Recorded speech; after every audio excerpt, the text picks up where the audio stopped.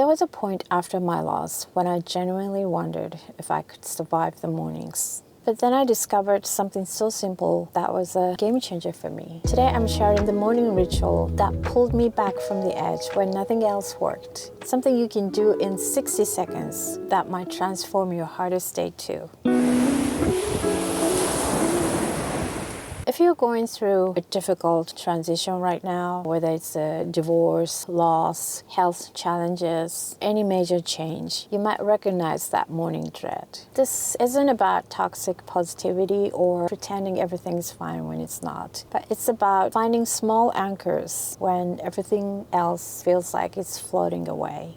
So let me take you back to right around the time of my loss. Every morning was this battle just to get out of bed. Mornings were definitely the hardest part of my days. I would lie there thinking about all the things I needed to do, making breakfast, getting the kids ready for school, call my lawyer, do some paperwork, everything. And it felt completely overwhelming. I didn't want to get up. Every morning I felt like I was living in a bad dream. That moment of just waking up was absolutely the worst. And underneath all those practical tasks was this enormous grief that seemed to take up most of my mental space.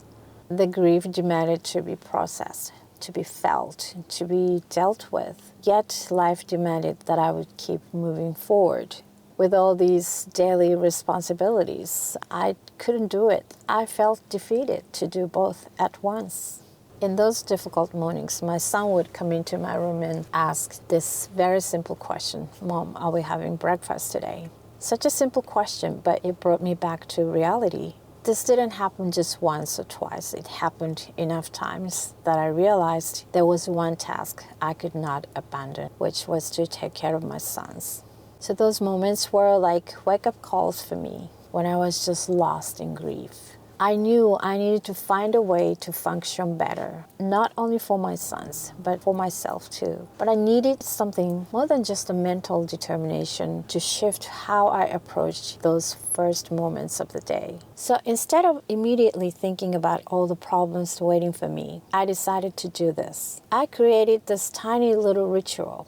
It's so simple, you might think it's silly, but it was such a game changer for me. So here's how it goes. Each morning, before I even get out of bed, I try to think of 3 specific things I'm looking forward to that day. We're talking really small, ordinary things, like having that first cup of coffee, a hot bath, small things like that. It doesn't have to be something grand. There were days, especially in the beginning, when I really had to dig in to find 3 things. The point wasn't to feel grateful or happy or any emotions at all. The point was just to gently redirect my brain towards the idea that this day might contain at least a few moments worth experiencing. So how does this simple morning ritual actually work? I'm not a scientist or a psychologist, but I have some theories based on my experiences. First, this ritual interrupts the spiral of heavy thoughts that typically take over when you first wake up. Now, research in neuroscience shows your brain is most receptive in those first moments of consciousness. The initial thoughts you engage with tend to create neural patterns that influence your thinking throughout the day. Second, it gradually trains your mind to look for things to add to tomorrow's list. Throughout my day, I would find myself thinking, oh, that would be nice to look forward to tomorrow morning. It becomes like a gentle scavenger hunt for your brain, searching for small moments worth experiencing. And slowly, your perspective begins to shift. You start noticing more of those moments and they accumulate over time.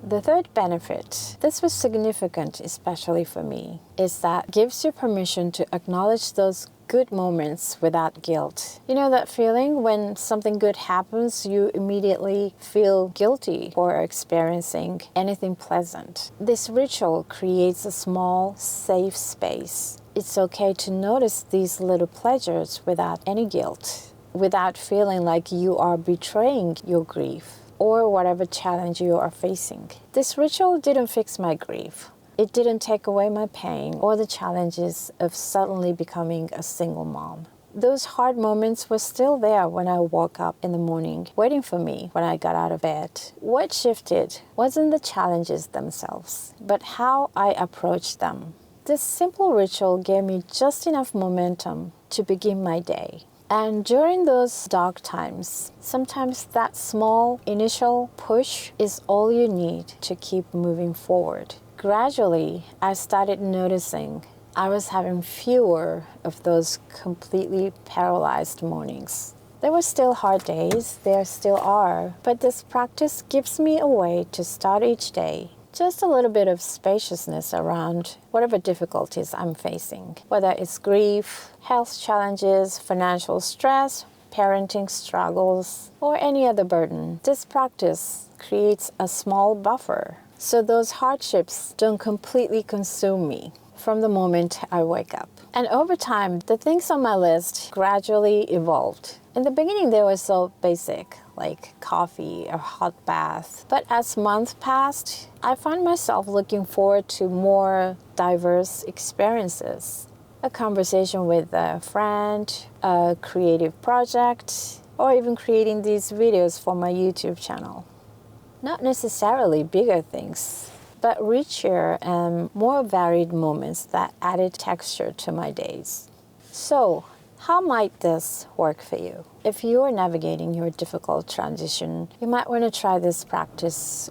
The key is keeping it really simple and judgment-free. There are no wrong answers. And this is just for you. No one else has to know what's on your list. You don't need to journal or create an elaborate system. Just those few moments before you get out of bed, gently redirecting your brain towards a few things in the day ahead that might be okay. And if you try this and it doesn't work out for you, that's okay too. We all find different paths through difficult times. This approach happened to work for me. I'm sharing it simply because it might help someone else who's struggling with their mornings. Let me know how it goes for you. The journey through major grief or any life change is not linear. Some days are better, some days are harder, even years later. But having these small practices helps create islands of stability when everything else feels uncertain.